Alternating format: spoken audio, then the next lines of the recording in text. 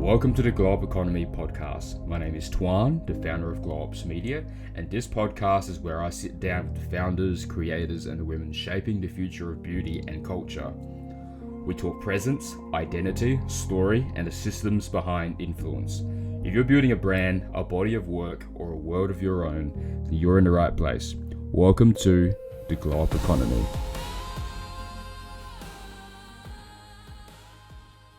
Welcome to the Globe Economy podcast. I'm your host, Tuan, the founder of Globes Media, and this is the show where we explore the intersection of beauty, of branding, wellness, and the psychology of influence, and a new wave of entrepreneurship.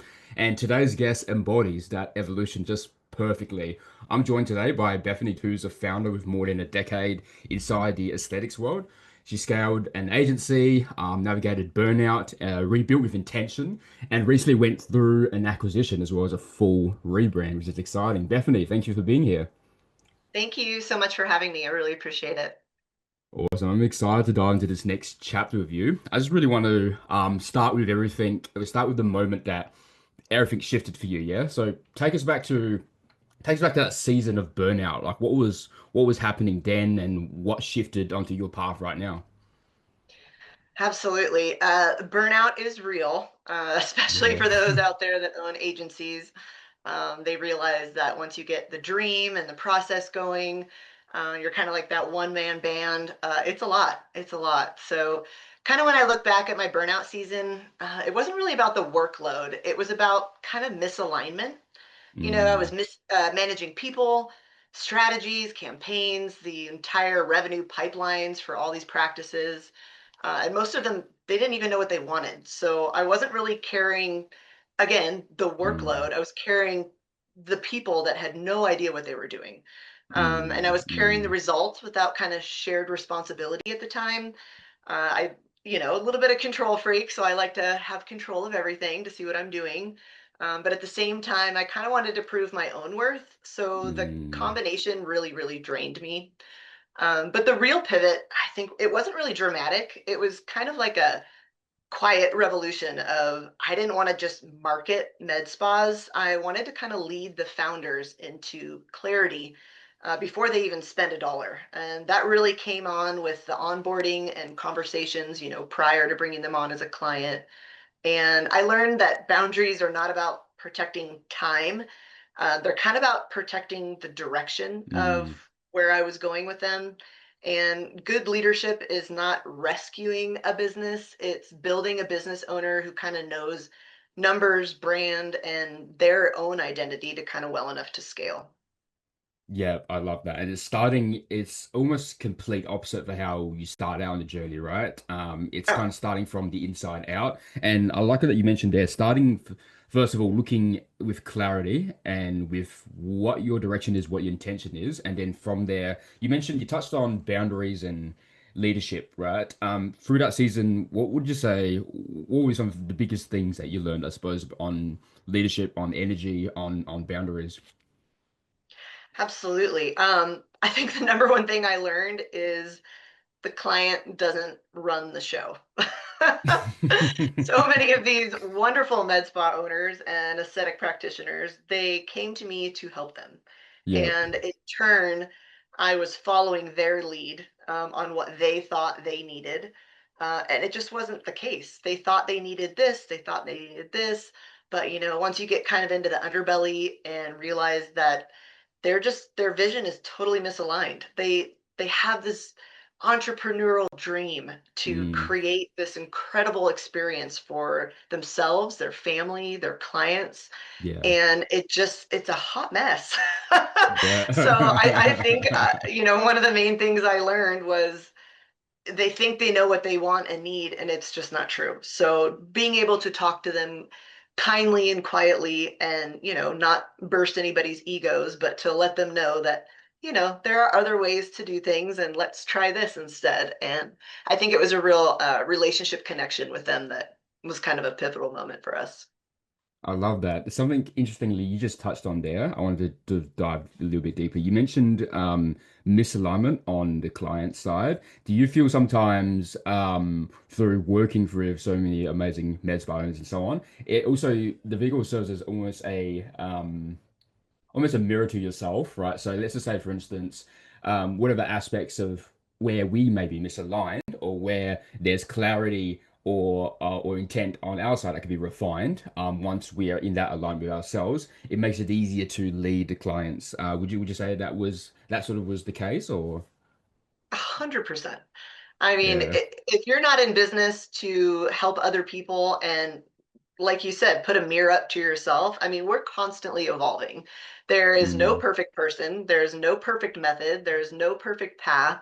We're all on this journey together and we have to learn from each other. And yeah. I would say 100%. I've learned a lot about myself, a lot about my approach, and a lot about the alignment.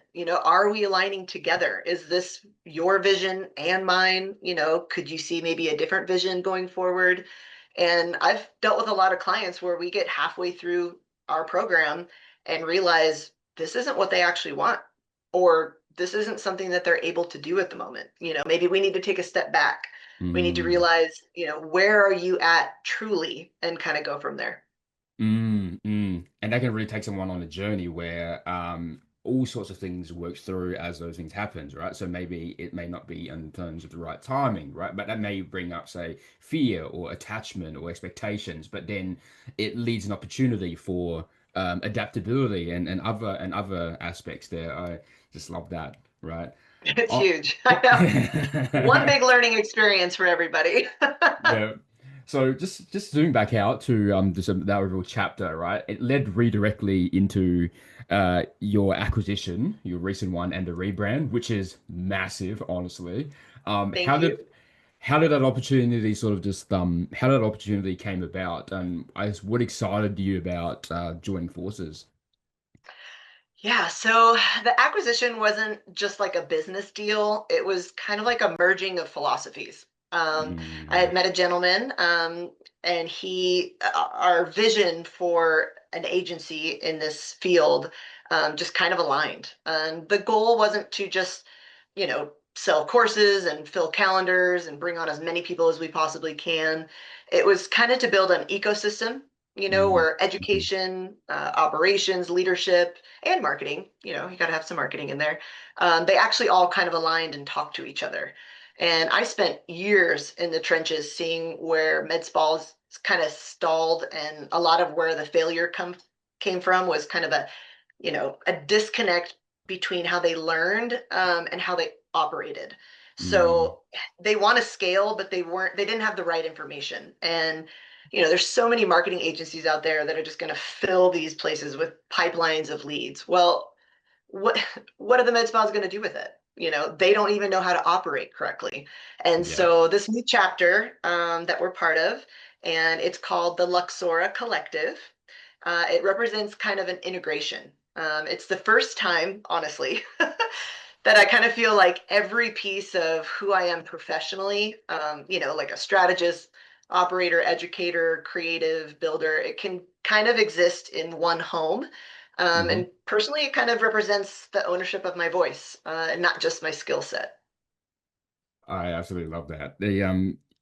The interconnecting of the philosophy, I think is so important, right? You mentioned like, Yeah. and you know, just as well in the agency space, there's one thing to talk strategy, to talk operations, to talk processes, but it's going up onto the macro and talking about philosophy. I think I think it's Naval Ravikant who said about playing long-term games with long-term people. Yeah. So I just love the emergence of how the acquisition happened there, which is awesome, right?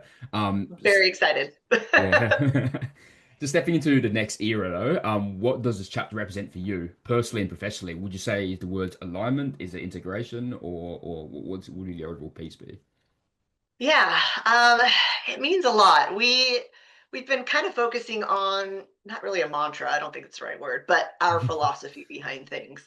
Yeah. And we went back and forth, of course, with business names and whatnot.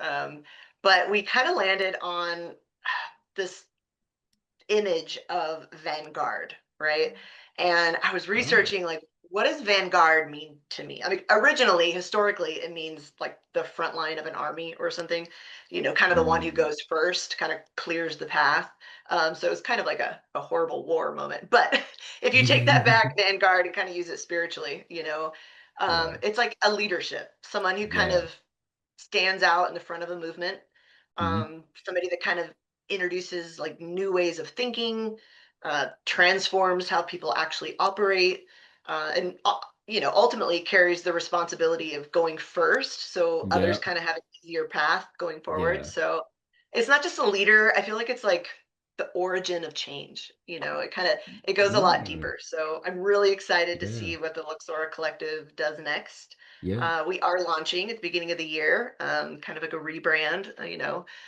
We're all doing the same thing ish, but adding so much more. So I can't wait to see where it goes. I'm excited. Just this is the energy is just popping. All right. On the and I love what you mentioned about the origin story, because I think it was such an interesting symbolism that you tie to with Vanguard, right? And the leadership aspect, and you'd be the most well poised and best to lead. From that, just given decades of being in the trenches and so on in the aesthetics field, which I think is makes it so aligned with where you're at the moment. Um, just touching on the psychology behind how you lead, this is what I find really, really fascinating. You mentioned we had this conversation just a few weeks before, right, about being able to read between the lines. Could you share a moment where that just that skill and that intuition changed everything for you? And I guess how did that save you in business or in relationships or what?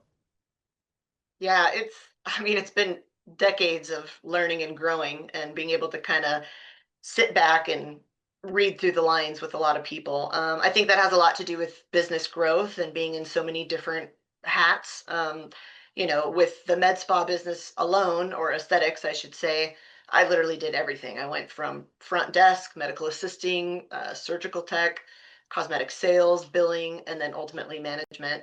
And then expanding to several other practices. So I've seen it, like you said, the trenches. It's been hard, and then into marketing and several different businesses that I've owned. So I think it takes a lot of time and practice, but kind of reading behind the lines, like as an example, I remember walking into a practice that we had, and automatically they thought marketing problem.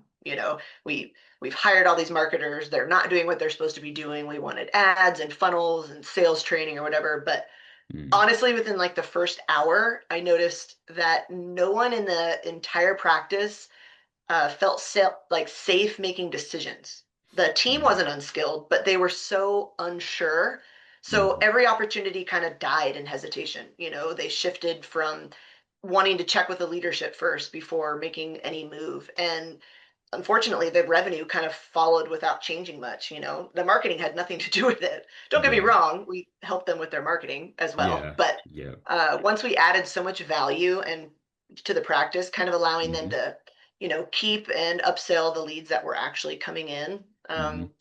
I just, I really believe that marketing is great, but if you're not getting into the underbelly of a practice, and this kind of goes with all niches, not just aesthetics, Yeah. but they don't hit the ceiling because of the lack of leads or bad Hmm. pricing or not innovative lasers or whatever. They hit the ceiling because they're building systems around a lot of insecurity, a kind of doubt Mm, in hiring, doubt in pricing, doubt in delegation, and yeah. ultimately doubt in leadership. And businesses scale at the same speed that their owners mature. Period. Yeah.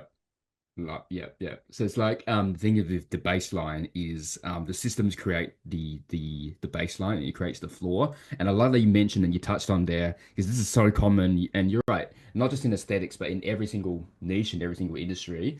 The very first thing to think on the surface is it's a marketing problem, it's a sales problem, it's a client acquisition Yeah. problem, whatever it might be.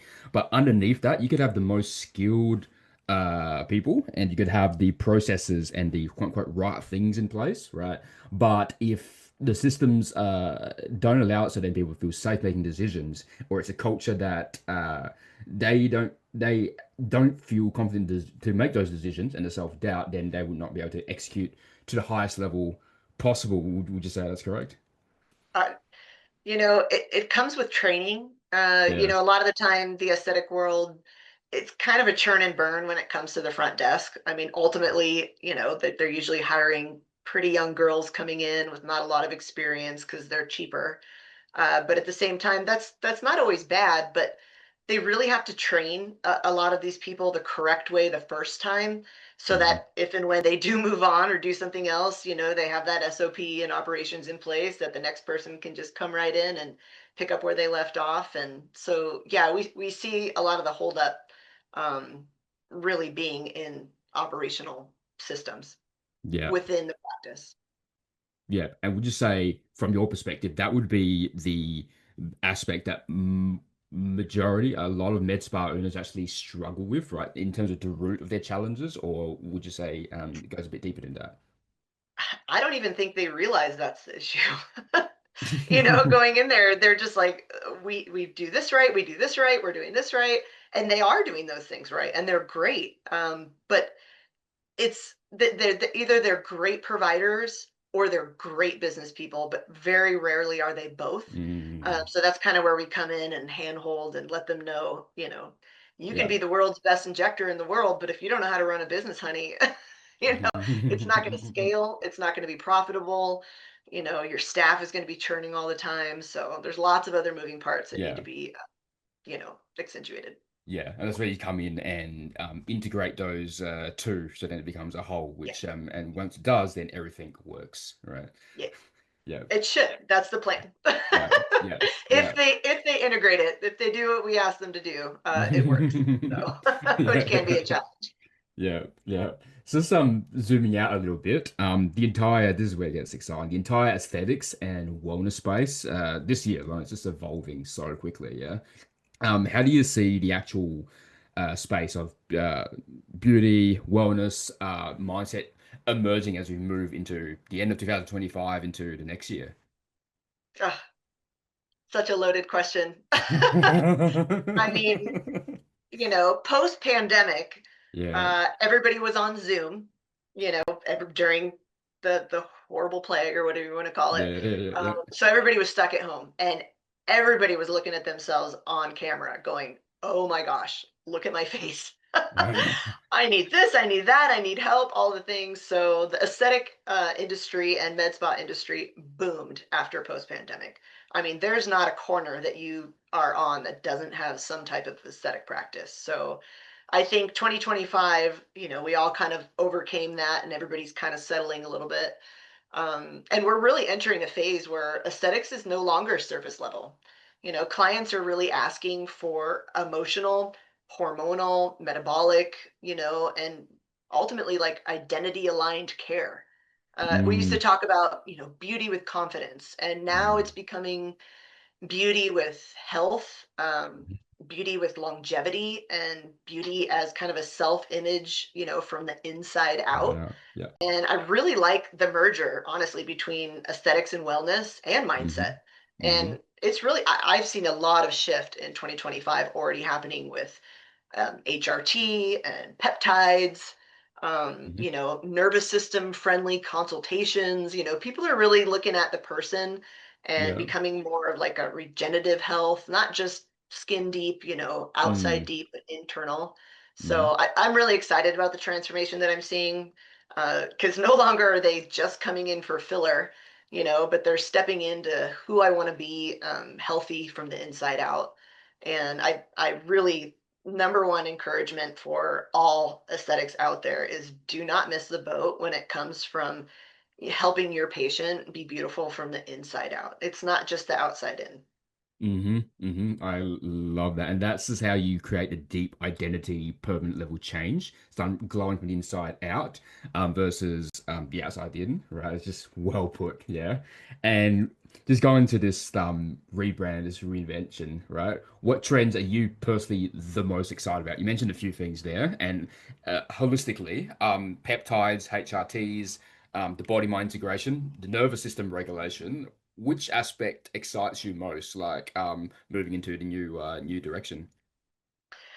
Yeah, I I really like the whole peptide hormonal, movement. I think I think it's huge. I think it's just a matter of, being able to integrate that into your practice organically, not just, oh, we have a weight loss drug now, take this. That's great and all. Everybody likes to lose weight and look good, but there's Mhm. so much more aspect to it. There's such an emotional, mental level of, especially women. I'm not going to discount Mm, men, but mm, women, as you know, we're pretty emotional, you know, and we really care what we look like and how we feel, especially as moms, business owners. We're stressed, we're getting older, a lot of premenopausal women and beyond. It matters. And I think the biggest trend or movement that I'm super, super excited about is these providers and practitioners really taking the time in consults mhm. and learning what their clients are asking for. And if they aren't offering it at the moment, take the time to be educated and maybe find a medical practitioner or somebody that can come in and provide these services for your clients. Because ultimately, that's where we want Yeah. to see our people thrive and grow and be happy and healthy. And it's not just about filler and Botox anymore. It's way more than just skin deep. Yeah. And would you say even going a little bit, touching on something deeper than that, it's making sure that they feel seen, they feel heard, and they feel Yeah, acknowledged, right? And all those things comes into play. Awesome. absolutely. Behind all of this, we talked a little bit about energetics here, in business and moving through it and so on. And we were talking about timing and alignment and everything. How do you personally, loaded question, but how do you personally tune into that? Well, I mean, timing is everything in business, Yeah. because capacity is everything in leadership. Hmm. When you try to launch from scarcity, fear, pressure, or you're kind of, you're forcing outcomes that should be working, that you're attracted to, but you're just not ready to do, things really crash down. And I Mm, see a lot of these providers, we got to do this, we got to do that. And they just need to take a breath, take a step back and realize, kind of tune into the timing of things and ask themselves, do I have clarity? Do I have the resources? Do I ultimately have the energetic bandwidth to sustain what I'm about to build? mm, And if the answer is no, then waiting is actually the most strategic move that you can make. You know, uh, mm, I think a huge principle every mm, founder should understand is momentum is created by alignment, not mm, urgency. When you're behind on your bills, when you're in the red, which is very common for the first couple years of a med spa or aesthetic practice, they're not quite paying themselves yet, but they're making money. They're feeling that urgency to just jump on every new trend there is, and it can really make or break your bank, your establishment, and ultimately your identity. I mean, these are entrepreneurs that have a dream, and the mm, dream is worth taking time to build the right way. So mm. when your identity and offer and messaging and, the execution all matches, they kind of scale with ease and not force. Mm, mm. And the capacity, as you mentioned there, a lot of times it feels counterintuitive, especially for the or early day founders, but slowing down, right, and realizing, do I have Yeah, the energetic bandwidth, the capacity, and I'll even say on some level the nervous system capacity as well to regulate yourself to make these high level decisions, and in terms of what order you make them in, because that timing and that alignment, as you said, the momentum comes from alignment is everything. And when there's that misalignment, a lot of times it's being strategic and it's taking a step back and breathe and figure it out. Yeah. huge. Yeah, Yeah. I have so many people coming to me just saying, we need to make 50,000 more dollars this month now. I'm like, oh, you know, that's a lot. I mean, Yeah. for smaller practice, that's a lot.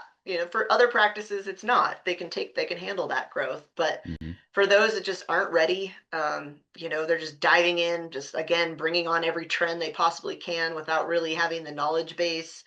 It gets sloppy, and that's how mistakes are made. That's how detrimental financial decisions are made that are just going to make or break your business. I just dealt with a lady the other day that bought 3 new lasers.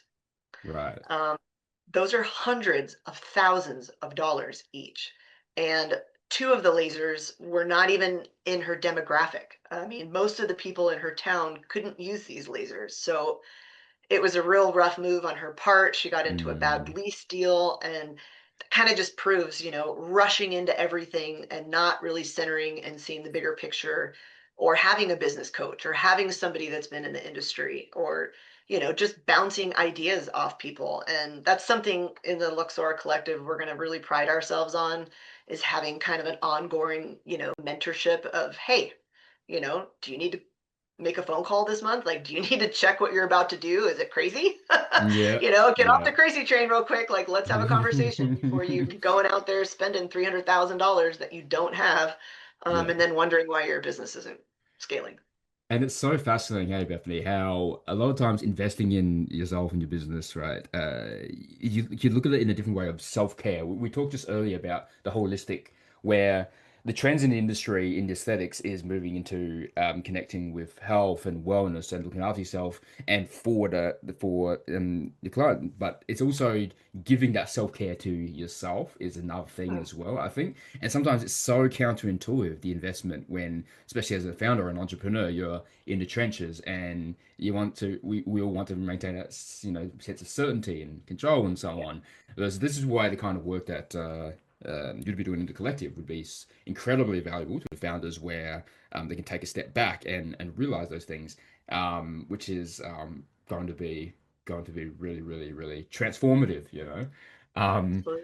yeah. And so in regards to what you just said there in terms of energetics and alignment, how do you personally tune into that in terms of your business and how you operate and so on? Yeah, I mean, I got a whole bunch of wellness rituals that go on, especially in the morning before I hit the ground running. Yeah. One, coffee. Hmm. Two, coffee first. Always. Honestly, I begin with quiet time with God before I begin with goals.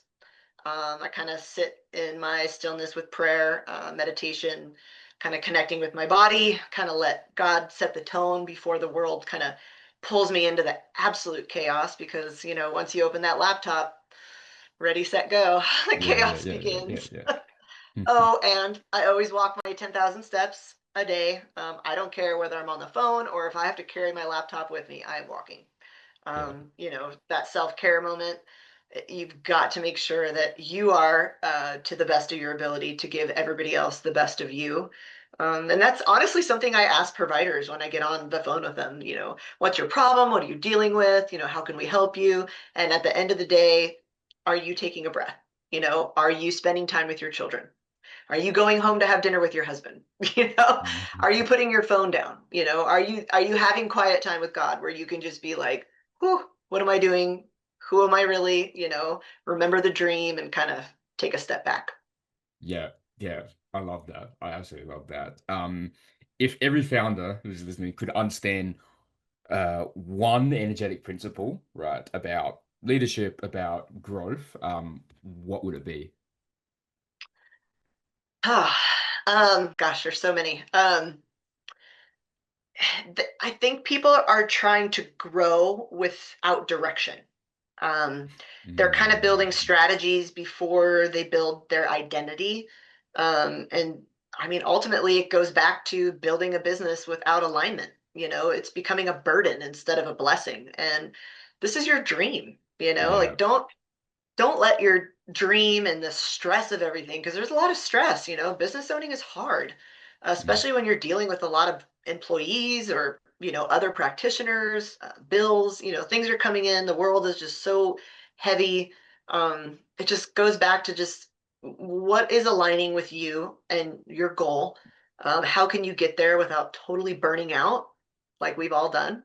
And ultimately losing your practice. We've had several that have had to sell or walk away because yeah, they didn't scale properly. And I think it's just a really it's just really hard to see. It's really hard to see people let go of their dream yeah. only because they didn't have the right tools or steps or operational things that are really easy to fix. They just have Hmm. to kind of connect with the right people. Yeah, yeah.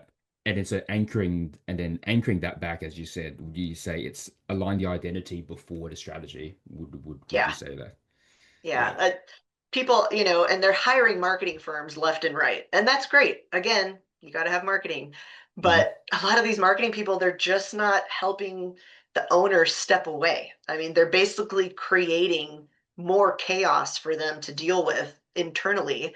And I mean, every business owner wants to be able to have their business run on their own eventually. I mean, of course, Hmm. they're going to have a hand in it and a say and whatnot, but at the end of the day, they want to work less hours, make more money, and have a really um, identity-driven brand, Hmm. that doesn't only exude them, but helps their community, helps their clients. I mean, we all know what you want.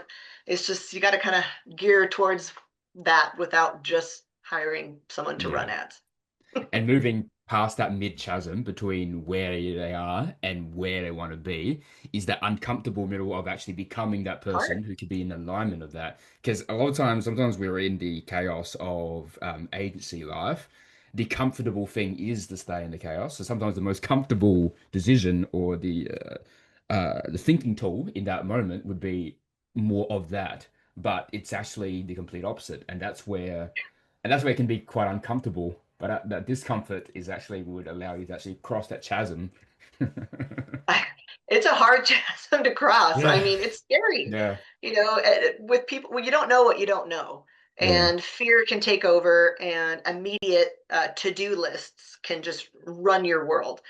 There's nothing wrong with to-do lists, but it's life is, as you know, so much more than just checking boxes. yeah, 100%. All right, definitely. Before we wrap up, let's shift into a few quick lightning fire rounds. So first thing that comes to mind intuitively, yeah. I know you mentioned the coffee aspect, but what's your favorite wellness ritual? Uh, Again, coffee, Yeah, God, walking. yeah. Coffee um, God, 10,000 steps. 10,000 steps, baby. Get them in. I don't care what you're doing. You will live longer. You'll feel better. Your body moves, your mind moves. It's a big deal. Again, I'm huge on this new health and wellness trend, as they call it, even though it's been going on for decades and Yeah, centuries. yeah. But peptides are real. I Mm, really like them. They make me feel better. I'm not obsessed or addicted to every single one. But for those who kind of need an extra boost or are deficient in certain areas, especially hormonal, mm, I feel like it can really aid to your health hmm. and wellness rituals for sure. Love that. Love that. What's a mistake you see med spa owners repeating over and over and over again? Oh, again, so many. It's really hard to pin down. Top few. Again, just jumping in financially into marketing, and solely focusing on bringing in new patients. Again, everybody needs new patients. That we are big on client acquisition. Obviously, that's where it starts. You need more people to come in to make more money. But one of the biggest mistakes I've seen is once they come in the door, they don't know what to do with them. That Mm, they've come in for Botox. Okay. They came in for Botox because they were looking for a deal. They weren't looking for a forever provider, and from that front desk to all the way back to the practitioner, you hmm. have a very limited amount of time to make that patient your forever lifetime patient. And they're dropping the ball Mm, mm, pretty much mm, every mm, single time. Oh no, my provider tries to upsell them on this. That's not what I'm talking about. I'm not talking about upselling a client that does not need your newest, latest, and greatest laser. I'm talking about creating an ecosystem where that person feels seen and heard and mhm. welcomed. So they're big on, making more money instead of creating a environment where people want to come back to. Mm. Huge, huge, huge. It's And huge. yeah. And what's one word, just one word that defines your next chapter? Next chapter. Well, I'm stuck on Vanguard, but that's more of the Luxora collective word. I think the next word for our next chapter would be, well, we could just go back to alignment. Alignment. Not only are we aligning, as me and my new partner with the Luxora collective, but we are really wanting to align with aesthetic practitioners to make sure that their dream comes true. Nobody wants to fail at business, and it's just a minor of just tweaking that alignment just a little bit, adding a few little operational tweaks, Mm-hmm. some new great ideas that we're going to be offering. And a lot of that's coming with our packages and everything like that. So I know a lot of people sell a lot of different coaching programs and consulting programs and marketing programs and things like that, but we're really wanting to align them all into one because I Mm-hmm. don't believe that people should be wasting money on marketing without having all the other stuff to go along with it. So we're going to give a lot of freebies away, a lot of insider knowledge, and a lot of hand holding and just aligning with our clients. That's exciting. That's exciting. If you just gonna is looking bright inside the collective, and it's just as you said, it's the little hinges it's the little tweaks that swing open those huge doors, right? And a lot of times, Huge. just few little insights, right? Nothing big. Sometimes just a few shifts, and I think that completely changes a lot of owners' trajectories on the side of things there. For Well, sure. And they think that they have to like pour a bunch of money into all these changes, and they don't. They're like, oh, it's just going to be so expensive. It's not. It's mostly operational. It's just mostly how you're running things behind the scene, little things that they could add here and there, little ideas they maybe never thought of. mm-hmm, One of our favorite things that we're going to be featuring is 101 ways mm, med spa employees can curate a better environment, make more money, do all these things in their downtime. Because every med spa has downtime, and there's a lot of these workers are just sitting around playing on Facebook, chatting about their weekend, things like that. There's lots of little things that they could be doing to improve the environment and the culture. That's exciting. That's exciting. Well, Bethany, thank you so much for sharing your story, your energy and this moment in your evolution. For anyone who's listening who wants to follow your journey, learn more about your work, or stay connected as your new brand unfolds, what's the best place for people to find you? Absolutely. So our rebrand is happening at the moment. So we are not launching until January 2026.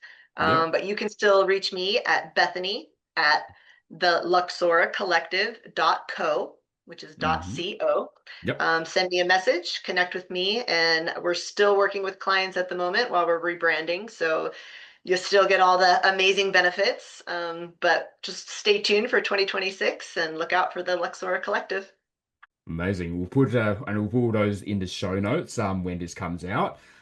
Beautiful. And for everyone tuning in, thank you for listening to the Glow Up Economy podcast. I'm your host, Tuan, and we'll see you in the next episode. Hey, thanks for tuning into the Glow Up Economy podcast. If this conversation landed with you, then share it with someone in your world who's building their own glow. And if you want to explore these stories deeper, then you can find the full features and the spotlights at theglowupeconomy.com underneath the spotlight, the magazines, and the podcast show notes. My name is Tuan, and this is the architecture of modern feminine power. And we'll see you in the next episode.